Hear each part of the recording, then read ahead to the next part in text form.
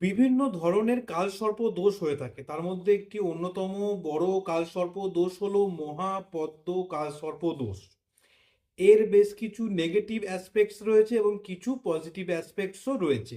কখন হয়ে থাকে কোনো জাতকের জন্মছকে মহাপদ্ম কালসর্প দোষ? যদি জাতকের 6th হাউসে রাহু থাকে এবং 12th হাউসে কেতু থাকে, এবং এই 6th হাউস রাহু এবং 12th হাউস কেতুর মাঝখানে জাতকের বাকি অন্যান্য গ্রহগুলো চলে আসে 7th হাউস থেকে 11th হাউসের মধ্যে, তাহলে কিন্তু জাতকের জন্ম ছকে মহাপদ্ম কালসর্প দোষ হয়। এর ফলে তাকে জীবনে বিভিন্ন ধরনের legal issues, financial issues, family ইস্যুসের সামনাসামনি হতে হয়। তবে কখনো কখনো এর কিছু পজিটিভ অ্যাসপেক্টসও থাকে। জাতক তার শত্রুদের ওপর বিজয় লাভ করে, তার খুব স্ট্রং উইল পাওয়ার থাকে, তার ফরেন ট্রাভেলস হয়, ইত্যাদি ইত্যাদি। তো আপনার যদি এরকম কোনো জন্মছকের সমস্যা থাকে, অবশ্যই অ্যাস্ট্রোলজারের পরামর্শ নিয়ে রেমেডি করুন।